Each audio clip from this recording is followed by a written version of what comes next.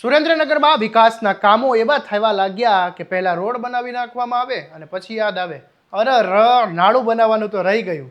જો ઘર બનાવતા પહેલા પાયો નાખવાનું ભૂલી જવાય તો જે હાલત થાય ને એવી જ હાલત હાલ સુરેન્દ્રનગરના વિકાસની થઈ છે.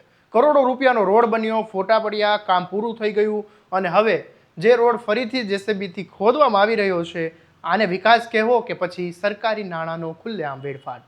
આવો વિગતે વાત કરીએ આ અહેવાલમાં.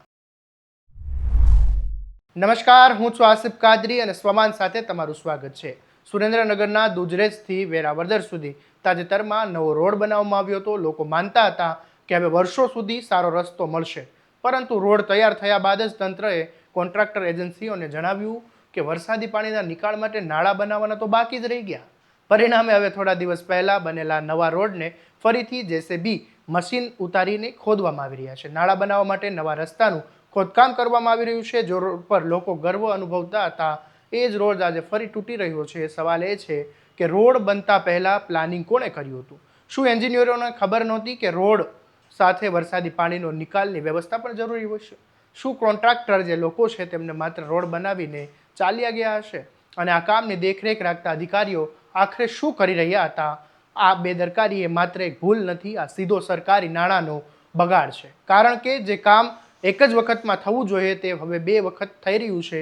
પહેલાનો ખર્ચ રોડ બનાવવા પાછળ ને હવે ફરીથી એ જ રોડને ખોદીને નાળા બનાવવા પાછળ. સૌથી ચિંતાજનક વાત એ છે કે એકવાર બનેલા રસ્તાને ફરી ખોદવામાં આવે અને તેની મજબૂતી, ટકાઉ ક્ષમતા પણ ઘટી જાય, એટલે કે આવનારા સમયમાં આ રોડ ફરી તૂટે તો નવાય નહીં. સુરેન્દ્રનગરમાં છેલ્લા કેટલાક સમયથી વિકાસના કામોને લઈને સતત સવાલો ઊભા થઈ રહ્યા છે.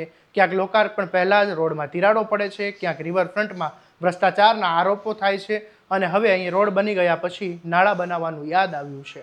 લોકો હવે સવાલ કરી રહ્યા છે કે વિકાસના કામોમાં આયોજન પહેલાં થાય કે પછી? જો આવી જ કામગીરી થવાની હોય તો કરોડો રૂપિયાનો ખર્ચ કરીને વિકાસ નહીં પરંતુ સરકારી તિજોરી પર ભાર જ વધે છે. હવે માંગ માત્ર નાળા બનાવવાની નથી. લોકો માંગ કરી રહ્યા છે કે આ ગંભીર બેદરકારી માટે જવાબદાર જે અધિકારીઓ અને કોન્ટ્રાક્ટરો છે તેમને એજન્સી સામે કડક કાર્યવાહી કરવામાં. કારણ કે જે લોકોના ટેક્સના પૈસાથી વિકાસ થાય છે એ પૈસાનો આ રીતે પ્રયોગ નહીં પરંતુ દુરુપયોગ કહેવાય. આવા જ દરેક અપડેટ માટે તમારા સ્વમાનને સબસ્ક્રાઇબ કરી દેજો અને આ વિડીયોને શેર કરવાનું ભૂલતા નહીં. નમસ્કાર.